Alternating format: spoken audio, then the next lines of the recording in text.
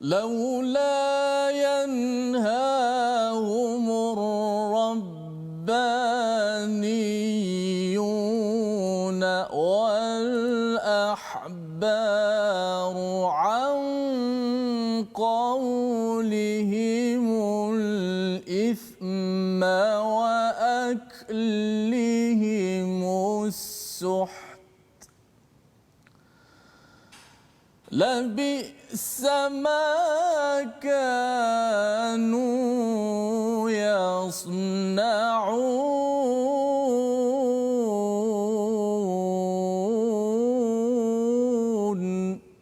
صدق الله العظيم. Assalamualaikum warahmatullahi wabarakatuh. Alhamdulillah wassalatu wassalamu ala Rasulillah wa ala alihi wa man walah. Syada la ilaha illallah, syada Muhammadan abduhu wa rasuluh. Allahumma salli ala sayidina Muhammad wa ala alihi wa sahbihi ajma'in. Amma ba'du. Apa khabar tuan-tuan dan puan yang dirahmati Allah sekalian?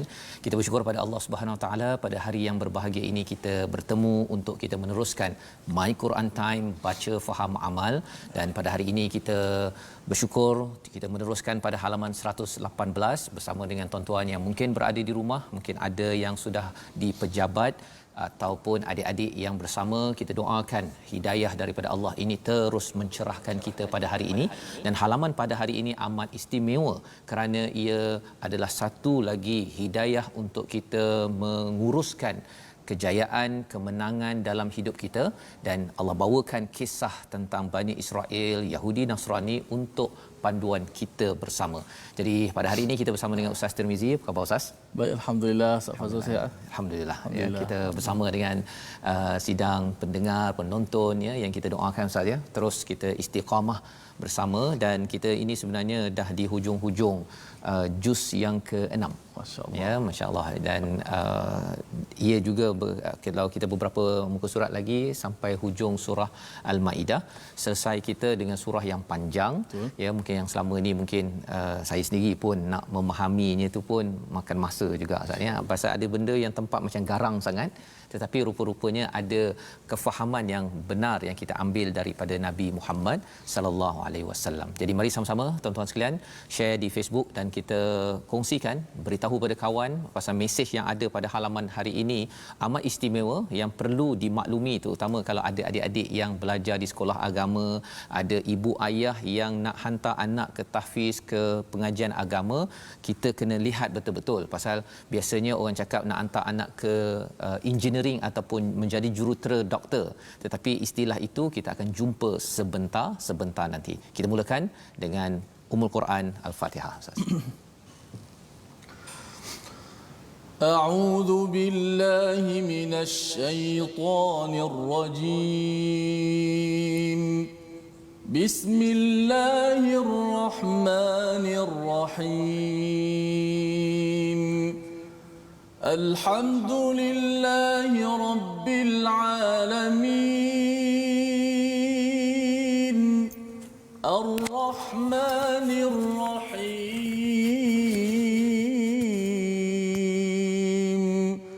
مالك يوم الدين إياك نعبد وإياك نستعين اهدنا الصراط المستقيم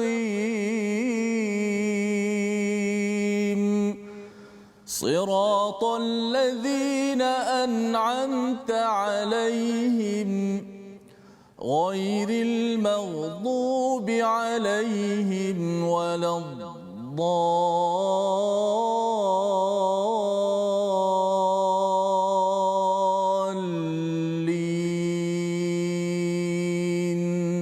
آمين.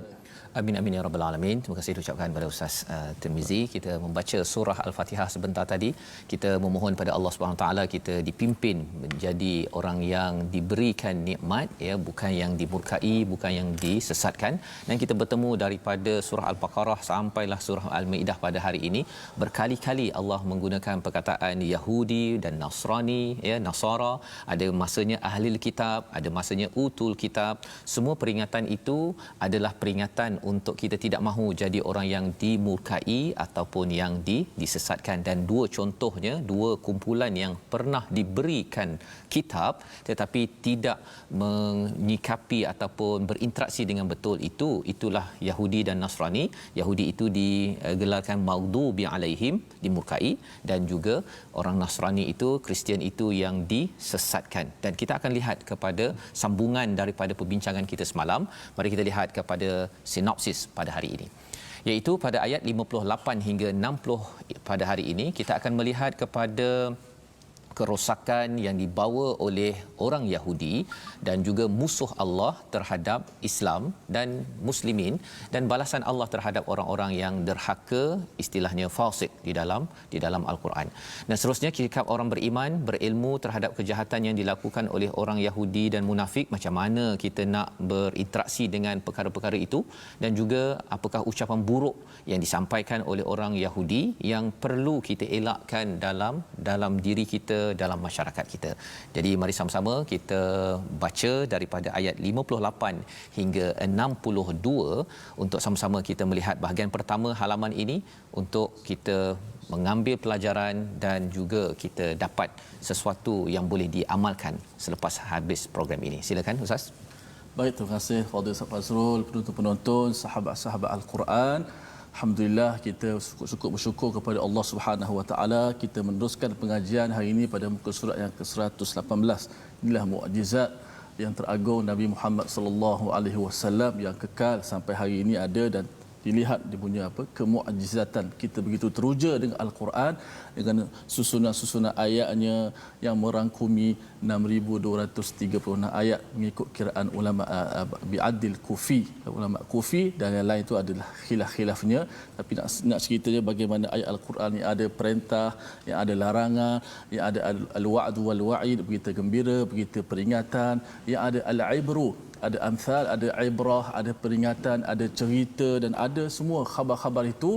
Inilah Al-Quran yang kita belajar sampai hari ini muka surat 118. Mudah-mudahan kita dipandu, kita mohon Allah Ta'ala beri kepada kita ilham, pada Ustaz Fazrul insya-Allah, untuk sama-sama kita memahami Al-Quran seterusnya menjadi pedoman, panduan dalam kehidupan kita. Baik, kita baca ayat Al-Quran muka surat 118 bermula ayat 58 hingga pada ayat 62 sah.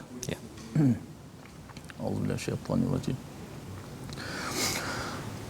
Wa idza nadaitum ila as-salati ittakhadhuha huzwan wa la'iba. Dzalika bi annahum qaumun la ya'qilun. قل يا أهل الكتاب هل تنقمون منا إلا أن آمنا بالله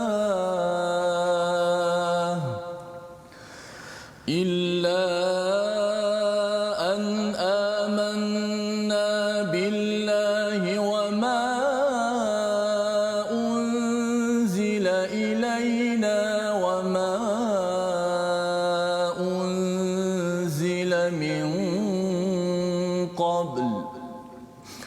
وما أنزل من قبل وأن أكثركم فاسقون قل هل أنبئكم بشر من ذلك مثوبة عند الله من لعنه الله وغضب عليه وجعل منهم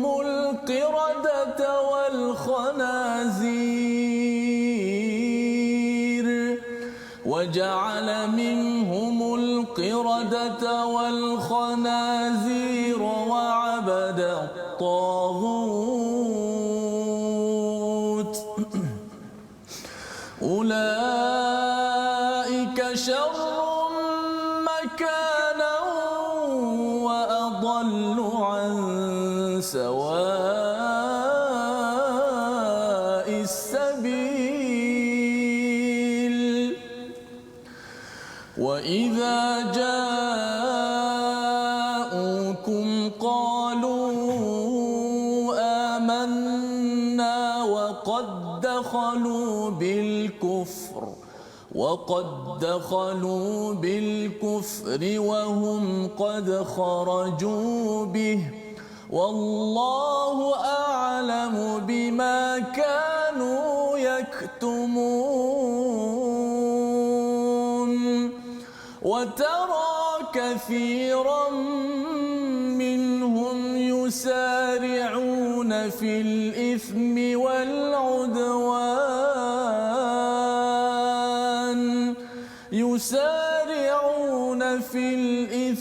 والعدوان وأكلهم السحت لبئس ما كانوا يعملون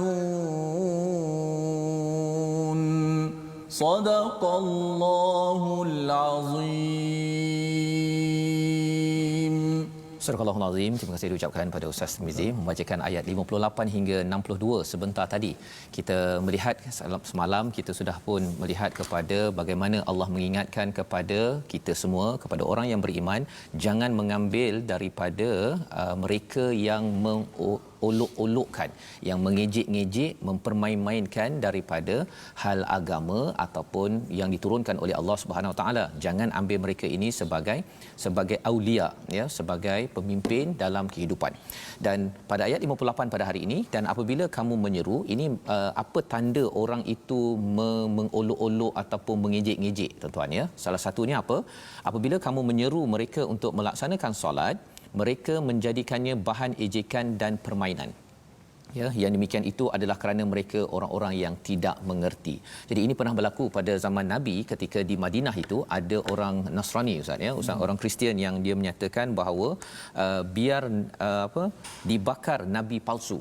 Bila setiap kali azan sahaja, dia pada azan tu kan asyhadu alla ilaha illallah, asyhadu anna muhammadar rasulullah, yang si orang Kristian ini dia akan kutuk, dia akan marah, dan selepas itu dia marah dan menurut As-Sudi, seorang ulama, riwayatnya orang ini pada satu hari ada pembantunya ambil sesuatulah kat rumah dia dan kemudian minyak tertumpah dan akhirnya terbakar rumah dia. Tapi nak ceritanya apa? Bahawa orang yang tidak suka pada solat, kepada azan, perkara ini bukan sekadar pada zaman dahulu. Zaman sekarang pun ada orang yang tak suka azan, ustaz. Dia kata kacau tidur. Kan? Jadi kita kena ingat bahawa bila bercakap tentang azan ini adalah seruan daripada Allah SWT. Ia tidak wajar untuk diolok, diejekkan. Malah kalau katakan ada orang yang memimpin, dia kata kita turn off, tak payahlah azan ni, kan, contohnya. Sebenarnya azan ini adalah syiar untuk kita ingat kepada Allah. Orang tengah tertekan, tengah ada penyakit ataupun cabaran, bila ingat, bila dengar betul-betul kepada ayat Allah, pengalaman ustaz, ya, pasal kalau di US dahulu saya, bila lama tak dengar azan tu, kadang-kadang sembahyang pun boleh jadi terlewat. Jadi kena jadi amat sensitif kepada apps di dalam telefon, kan. Tapi bila dapat sekali-sekala ada tempat-tempat tertentu tu, dia boleh bagi speaker kecil je keluar. Bila dengar azan itu, dia rasa macam wah, ini sebagai satu nikmat, dan ini kita akan rasa lebih lagi, apatah lagi kalau sekarang, ustaz, ya. Kita alhamdulillah masih azan kita dengar, ya, tapi kita kena pastikan bahawa kalau ada yang kata alah bisinglah azan ataupun kacau meeting saya, dia tutup ke apa sebagainya, kita kena ingat bahawa azan ini adalah syiar, jangan diejek dan jangan dipermain-mainkan, ya. Sehingga kan Allah cakap zalika bi annahum qaumul la yaqilun, dia kurang akal. Dia macam tak ada akal ke? Lebih kurang gitulah, ya. Allah cakap begitu pasal apa? Ini adalah seruan daripada pencipta, ya. Jadi jangan diambil ringan. Pada ayat 59, kul, ya, katakan kepada ahli kitab. Ini Allah menggunakan perkataan yang lebih lembut kepada Yahudi Nasrani. Digunakan perkataan ahli kitab, hal tanqimuna minna illa an amanna billah wa ma unzila ilaina wa ma unzila min qablu wa an aktsarukum fasiqun, ya. Apakah maksudnya? kena nyatakan kepada ahli kitab bahawa sebenarnya mengapa kamu nak marah-marah kepada kami, kan? Kami ini beriman, iman tak kacau orang Ustaz ya. Malah orang beriman dia mengamankan orang di sekitarnya, termasuk orang bukan Islam. Itu orang beriman, kan? Kalau Islam tu maksudnya dia mensejahterakan orang Islam, dia daripada tangan dia, daripada mulut dia. Jadi kami nak beriman, kemudian kami ni beriman kepada Quran, mengapa pula kamu marah-marah? Kan? Jadi kita dalam keadaan zaman sekarang ini, kita ada negara-negara yang marah kepada orang yang beriman, kepada orang Islam, padahal orang Islam tu tak kacau pun. Ya, cuma yang pastinya bila ada iman, kita akan menegur kepada perkara yang tidak benar, ya, dan inilah yang tidak disukai oleh orang yang fasik. Apa maksud fasik? Orang yang derhaka. Orang buat salah, kan, dia tak suka pada orang yang ikut peraturan, pasal nanti dia rasa macam apa pasal kau nak beritahu bahawa aku salah, kan. Orang salah saja, apa istilahnya, dia yang menipu sahaja yang takut, tapi kalau orang benar dia tidak takut kepada kebenaran yang ada. Jadi orang beriman dengan kebenaran inilah yang tuan-tuan kita tengok, wahai ahli kitab, dia dalam ayat 59 ini diingatkan, apa pasal kamu nak marah-marah, ya, dan disambung pada ayat 60 itu, hal unabbiukum, apakah kamu ingin aku kabarkan perkara yang lebih teruk lagi daripada perkara itu. Ya, apakah 4 perkara ciri orang yang mendapat ganjaran yang teruk? Yang pertama, mal'anahullah, yang dilaknat oleh Allah Subhanahu Wa Taala. Yang kedua, waghadiba alaihi, yang dimurkai. Di sini bukan dicakap waghadiballah, tapi waghadiba alaihi. Maksudnya apa? Dia dimurkai bukan sekadar oleh Allah Subhanahu Wa Taala, tapi dimurkai oleh manusia. Manusia pun tak suka dengan orang-orang yang tidak mengikut kepada keimanan. Yang ketiga, waja'ala minhumul qiradatal khanazir, dijadikan sebagai kera dan juga khinzir. Ya, ada pendapat yang menyatakan betul-betul pada waktu dahulu orang Yahudi ini yang tidak mematuhi peraturan Sabat, Ustaz, ya, yang hari Sabtu tak boleh tangkap ikan tu. Jadi dia pergi letak pada hari Jumaat, hari Ahad dia ambil hasilnya. Dia cuba corner, kan? Corner. Itu dia kemahiran corner ni, dia bukan sekadar orang Yahudi. Sebenarnya siapa-siapa ada kemahiran itu. Betul. Tapi kita minta pada Allah jangan kita jadi begitu. Allah pernah menukar mereka jadi kera ataupun khinzir. Ada yang kata bahawa ini juga melambangkan perangai mereka suka mencebik. Ya, mencebik itu kan, kalau katakan monyet-monyet tu kan, dia suka, adalah dia punya perangai yang teruk tu kan. Dan orang yang Yahudi ini, dia kalau orang buat baik dia mencebik. Nabi memimpin, dia akan buat muka bukan muka 10 sen je, muka macam monyet kan. Dan kalau Hanazir ini apa sifatnya? Suka benda yang buruk-buruk. Bangkai sapu sekali, ya. Jadi benda kotor, rasuah ke apa lagi, itu istilahnya suht, ya, perkara yang haram dia sapu sekali. Yang penting ialah apa? Saya nak makan. Ya, khanazir itu sifat dia begitu. Wa abadat taghut, dan menyembah kepada perkara yang taghut. Ulaika syarrum makanan wa adallu an sawa'is sabil. Inilah tempat yang seteruk-teruknya dan juga sesat. Perkataan ini, makanan ini, yang sebenarnya kita perlu beri perhatian, pasal nak ceritakan kepentingan kawan-kawan, Ustaz, ya. Makan itu tempat, maksudnya kita kena cari kawan kita yang tidak menjemput laknat Allah, tidak menjemput kemurkaan Allah. Ya, ada orang yang dia rasa bahawa dia dah sibuk bekerja, Quran tak payah contohnya, ataupun kita baca Quran tapi tak payah pun kita tengok nak menguruskan sesuatu organisasi, tengok Quran cakap apa. Jadi kita khawatir kita menjemput kemurkaan Allah, kerana itu yang pernah berlaku kepada orang-orang Yahudi, dapat kitab daripada Taurat tetapi diabaikan. Jadi ini adalah ayat yang ke-60, dan ayat 61 itu menceritakan tentang bagaimana perangai mereka bersama dengan Nabi. Mungkin kita nak baca sekali lagi untuk sama-sama kita lihat, agar kita kalau boleh tak jadi seperti ayat 61 ini, Ustaz, ya. Ya, silakan Ustaz. Baik Ustaz, terima kasih Ustaz Tirmizi hari ini. Dia kata, Ustaz Tirmizi tolong buat contoh azan sikit sekejap lagi. Subhanallah. Baiklah, kita kata apa, azan tu satu syiar. Tadi ada penonton-penonton komen tadi, apa nama ni, Maria Shah, masya-Allah, syukur sekarang ni kita masih lagi dapat mendengar azan. Walaupun dalam keadaan PKP, masjid ada yang tidak dibenarkan solat melebihi hak ditetapkan, tapi azan masih lagi berkumandang. Dan saya, walaupun saya jadi imam, Tapi sekali-sekali saya rasa rindu juga untuk melakukan azan. Betul. Kerana kelebihan azan itu sendiri itu satu syiar. Bila syiar dia kena highlightkan. Tidak ada masjid, kalau kat Malaysia ni kita tak pernah dengar lagi Ustaz, masjid yang pasang kaset bila masuk waktu azan. Mesti ada orang tukar azan. Tapi kalau di Turki, di tempat-tempat yang sebelum-sebelum ni jauh-jauh, mungkin ada yang terpaksa pasang kaset dan sebagainya. Baik, alhamdulillah kita bersyukur kita masih lagi boleh berkumandangkan azan tu. Okey, Ustaz azan hayya 'alas salah dengan hayya 'alal falah sikit je, bukan penuh. Nanti kan orang ingat dah masuk Zuhur ni kan. Okey. Dan kemudian kita nak tengok apakah isi daripadanya ya. Hayya 'alas salah itu sebenarnya Allah ajak kita untuk jomlah kita solat. Hayya 'alal falah, jomlah berjaya. Berjaya macam mana Ustaz terang? Berjaya macam mana? Lepas Ustaz sila. Okey, saya azan dengan taranum nahwan lah, cuba. Okey. Oh, azan pun ada lagu Ustaz ya. Okey, baik, sila.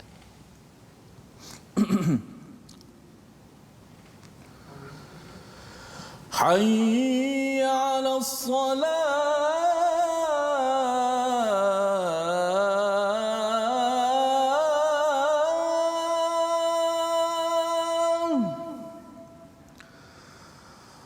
Hayya 'alas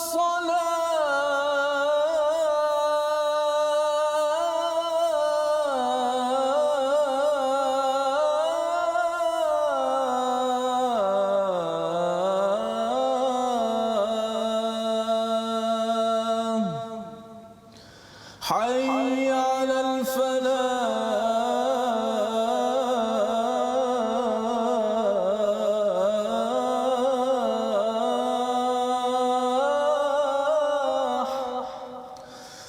حي على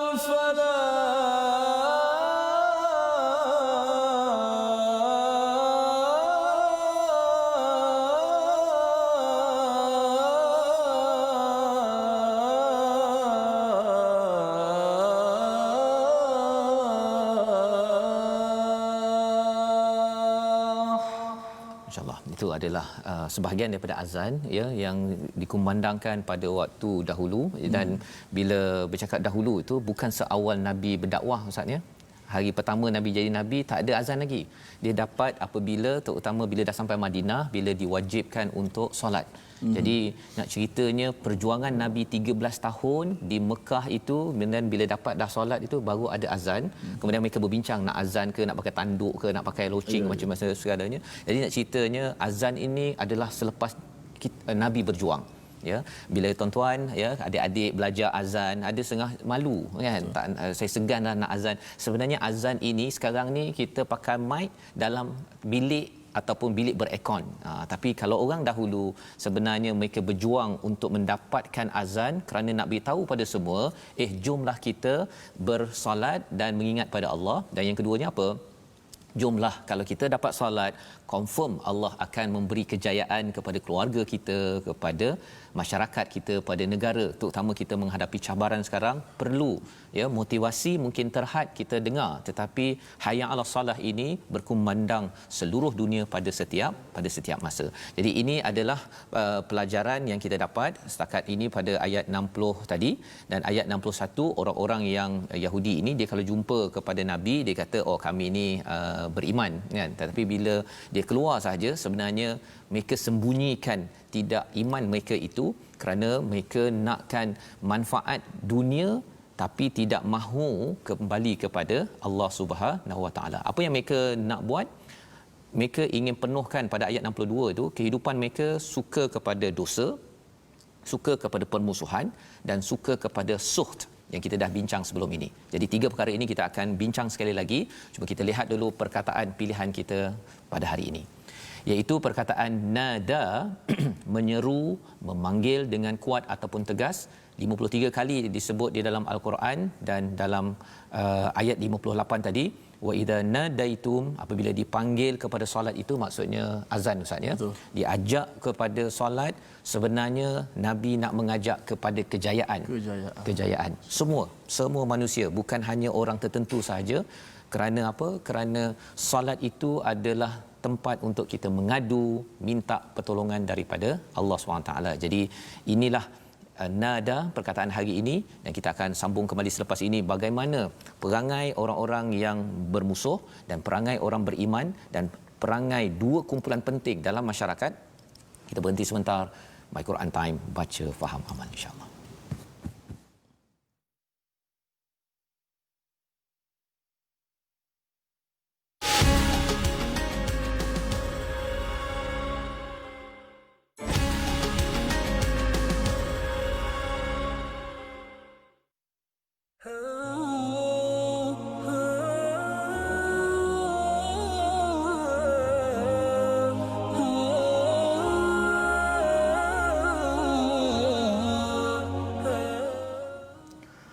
Hayya 'alas salati, hayya 'alal falah. Marilah kita menuju untuk melakukan salat, kerana sesungguhnya salat yang dilakukan itu semua itu adalah untuk kita menuju kepada kejayaan, dan orang yang salat sebenarnya adalah orang yang berjaya dan dia akan menuju kepada kejayaan yang sebenar. Baiklah, terima kasih kepada semua penonton-penonton dan sahabat-sahabat kerana setia dalam My Quran Time, baca, faham, amal. Ramai yang share kita punya rancangan di Facebook dan yang menonton di televisyen di seluruh dunia, di Malaysia, di Singapura, Brunei, Thailand, Indonesia dan seluruh, ada daripada Jerman pun ada, Kanada pun ada. Mudah-mudahan kita semua dirahmati oleh Allah Subhanahu Wa Taala. Baik, alhamdulillah, kita nak ambil masa sedikit untuk tajwid pada hari ini. 2 hari yang lalu kita telah terangkan tentang satu sifat bernama safir. Semalam pun Ustaz Tarmizi Abdul Rahman terang tentang safir, iaitu bunyi suara yang desiran yang kuat pada 3 huruf yang berkongsi pada makhraj yang sama, iaitu sad, zai, sin. Jelas dah, huruf tu kuat dan jelas kerana memiliki sifat safir. Okey, hari ini kita nak terangkan tentang peringkat dia. Safir terbagi pada 3 peringkat. Pertama paling kuat, B pertengahan, C paling lemah. Huruf-huruf safir itu dia ada huruf yang paling kuat, ada pertengahan dan paling lemah. Kita lihat slide, apakah yang disebut contoh-contoh ataupun huruf yang safir yang paling kuat. Kita lihat di skrin. Paling kuat ia terjadi pada huruf safir yang ada tasydid, yang bertasydid ataupun bersabdu.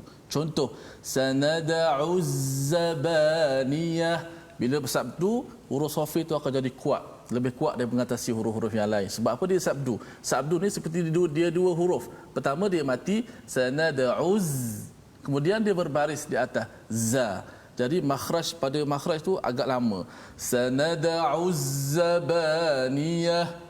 Contoh kedua, sin, wassalamu ala man ittaba'al huda. Wassalamu. Yang ketiga huruf sad, wa yuqimunas salah, wa yuqimunas salah. Ni peringkat. Jangan pening-pening, jangan rasa apa pula peringkat. Ini kita nak tengok mana huruf safir yang paling jelas, yang paling kuat. Maka huruf safir yang bertasydid paling kuat pertama. Yang kedua, pertengahan. Pertengahan terjadi pada huruf safir yang sukun, yang mati. Yang mati jadi huruf yang safir yang kedua, yang pertengahan. Contoh, zai mati. Qala tazra'una sab'a sinin. Yang kedua. Kemudian contoh sin, yas'alunak. Kemudian yang ketiga, labi sama kanu yasna'u, itu sad. Kemudian huruf safir yang paling lemah terjadi apabila huruf safir yang berbaris. Bila berbaris, dia tetap ada sifat safir tersebut, tapi dia hanya tidak sepertilah huruf tu kalau dia mati ataupun dia bertasydid. Contoh, zai, kana zahuqa, za tetap bunyi safirnya, za. Kalau huruf sin, yusari'una fil ith, yusari'una, kemudian yang terakhir sad. Contoh sad, wa salawatir rasul, sa, za, tetap bunyi huruf safir itu. Sallu ala nabi, mari sama-sama kita berselawat alaihi salatu wassalam. Terima kasih ucapkan pada Ustaz Tirmizi berkongsi safir, ya. Kita menyambung balik Ustaz, ya, daripada 2 hari lepas tentang hurufnya ada 3 saja, ada sin, ada zai dan juga ada sad. Sad ya. Jadi 3 huruf ini untuk kita ambil perhatian dan kita ingin meneruskan ya pembacaan kita daripada halaman 118. Jika tadi kita sudah pun sampai ayat yang ke-62 wa tara katsiran minhum, kita akan melihat, kamu akan melihat daripada mereka yusari'una fil ithmi wal udwan. Ini perangai bagi orang yang suka melekehkan, suka mempermainkan seruan untuk solat. Kalau seruan untuk solat pun dia lekehkan ustaz, memang confirm tak solat lah kan ya. Jadi kalau orang yang suka melekehkan, dia meeting pun kata tak apalah kita lewat solat sikit ya, kita tak nak jadi begitulah ya, ataupun pandang bahawa alah sikit-sikit nak solat contohnya, perkara tersebut dia akan memberi kesan psikologi kepada orang itu mudah untuk ithm, dosa. Yang kedua, permusuhan, dan yang ketiga wa aklihi musuht, mudah untuk makan perkara-perkara yang haram, tak kisahlah, yang penting kita untung ya. Perkara itu muncul kerana pada awalnya mempermain-mainkan seruan untuk solat. Jadi hati kita ini perlu diasah agar kita jadi orang yang tidak seperti orang-orang Bani Israel ataupun Yahudi dalam konteks pada zaman Nabi di Madinah, kerana Allah menyatakan pada ayat 62 labi sama kanu ya'malun. Habit mereka, amalan mereka ini adalah teruk, amat teruk. Allah cakap pasal 3 perkara ini. Zaman sekarang ini orang yang suka menaburkan oduan ini ustaz di internet, namanya cyber trooper. Ya, yang kalau cyber trooper untuk bawa kebaikan okey, tapi ini yang suka memusuh-musuhkan ya, ataupun kalau ithm ini bincang macam mana nak buat perkara-perkara dosa. Dah waktu COVID-19 ini Allah suruh berhenti ya, tetapi ada setengah orang masih lagi dia merancang untuk perkara ini. Ini kerana apa? Kerana asalnya walaupun kita bercakap tentang orang Islam, tetapi kita kena ingat bahawa orang Islam mestilah membina iman sehingga kan terjauh daripada 3 amalan ini, dan dia membawa kepada alah asalkan dapat projek, asalkan untung, sapu. Ya, dia tak kisah pun sumbernya apa, dilaburkan pada apa. Ini yang kita doa agar kita terhindar dengan kita menjaga solat kita ustaz ya. Jadi solat ini dia tiang pasal dia jaga banyak perkara dalam hidup kita, apatah lagi sampai di akhirat dia menjadi amalan pertama yang akan disemak. Jadi itu manusia ataupun umat secara umum. Tapi apa tugas penting yang perlu dibuat oleh 2 kumpulan utama dalam masyarakat Yahudi, juga ada kaitan dengan masyarakat kita. Jom kita baca daripada ayat 63 hingga ayat 64 insya-Allah. Silakan ustaz. A'udzu billahi minasy syaithanir rajim. Laula yanhahumur rabbaniyuna wal ahbaru an qawlihimul ithma wa aklihimus suht labi'sa ma kanu yasna'un. وقالت اليهود يد الله مغلولة غلت أيديهم ولعنوا بما قالوا بل يداه مبسوطتان ينفق كيف يشاء وليزيدن كثيرا منهم ما أنزل إليك من ربك طغيانا وكفرا وألقينا بينهم العداوة والبغضاء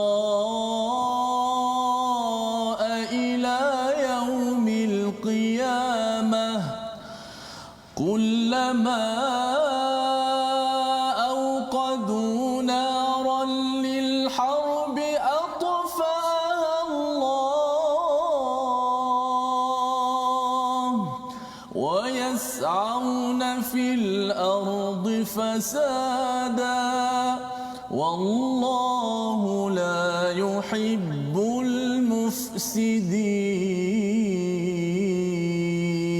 المفسدين. صدق الله العظيم.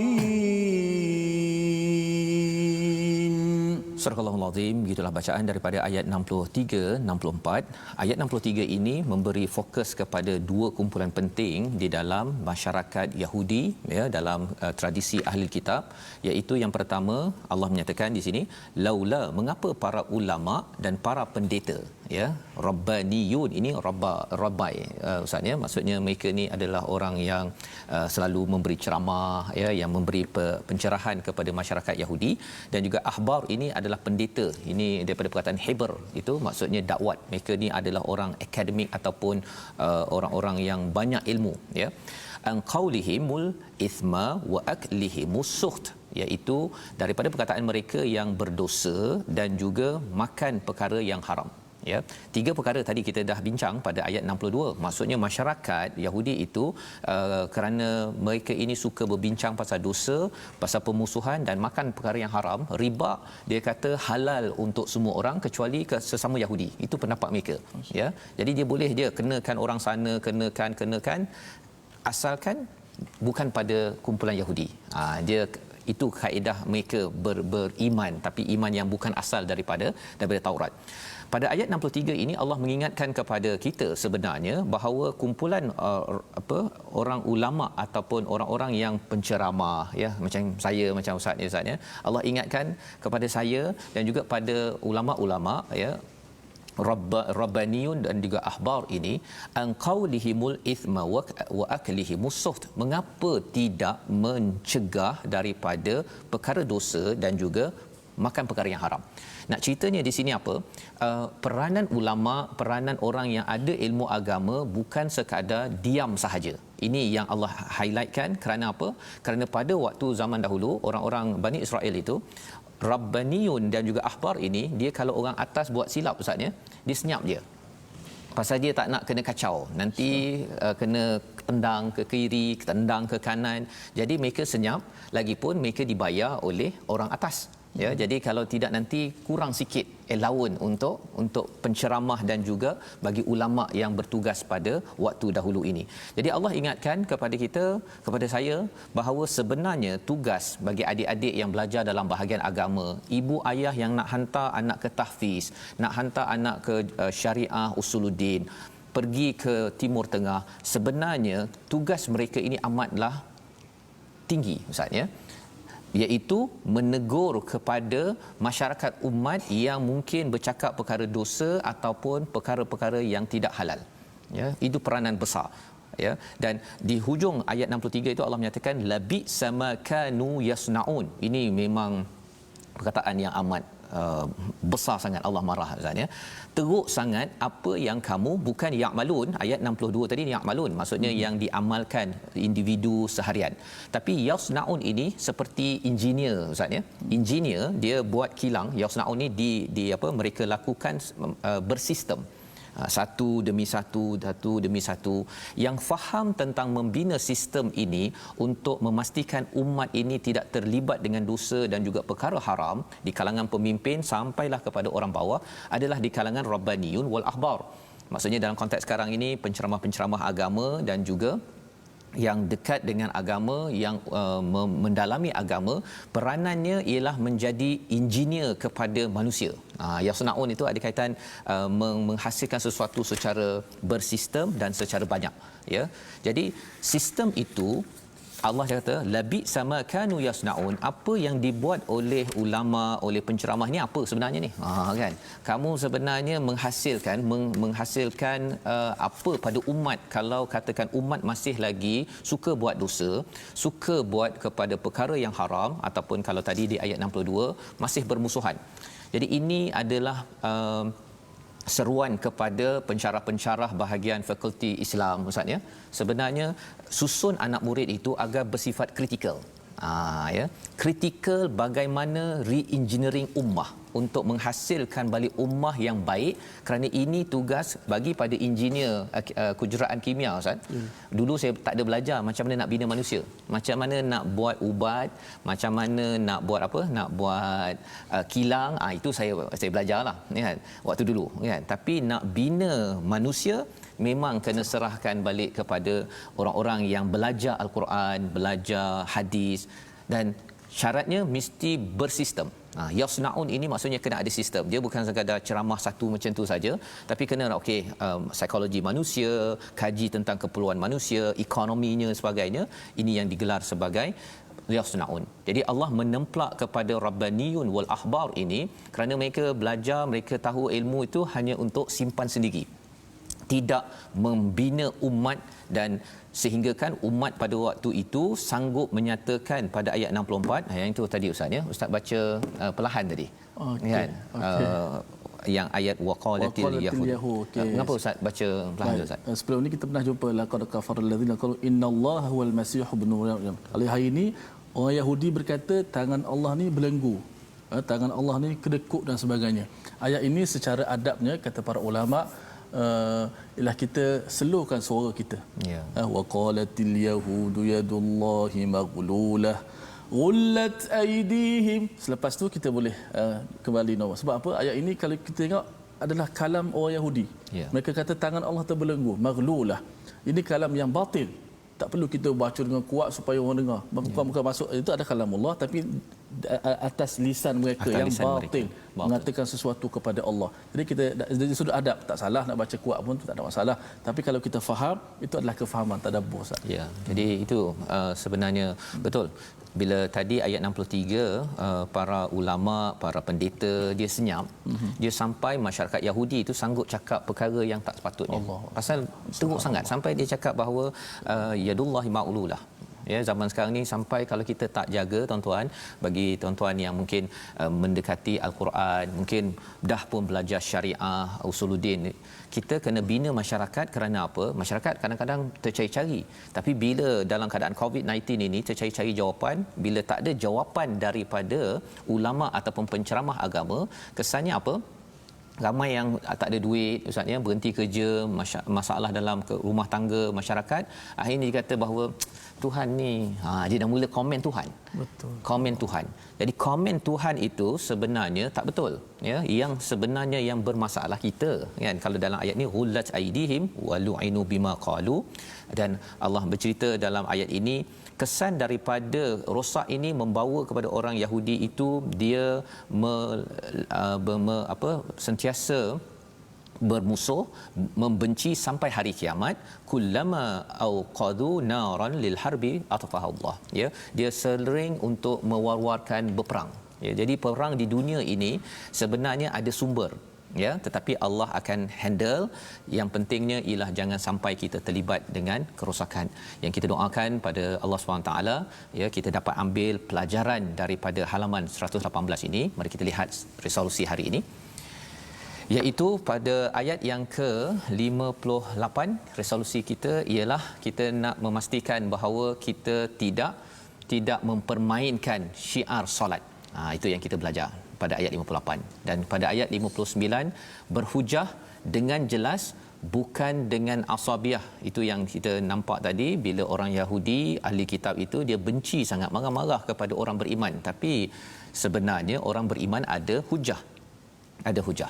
Dan pada ayat 63 kita belajar resolusi yang boleh kita ambil sebagai amalan kita, menegur kesalahan dan jangan diam membisu, terutama bagi yang berilmu agama, yang belajar ilmu agama, bukan sekadar untuk kerja, tetapi kita perlu membina ummah ini semula, insya-Allah. Kita doakan agar Allah pimpin kita dengan iman dan kita menjadi umat yang sentiasa menyeru kepada kebaikan dan tidak menuju kepada dosa, permusuhan dan memakan perkara yang tidak halal. Kita bersama dengan Ustaz Tirmizi.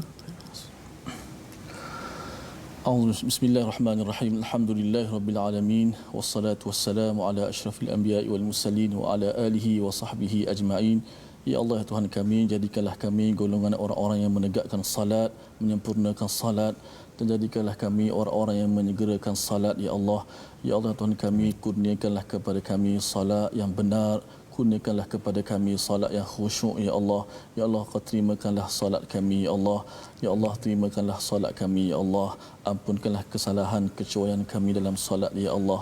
Ya Allah, peliharakanlah lisan kami daripada bercakap-cakap mengatakan perkara yang mengundang akan kemurkaan-Mu ya Allah.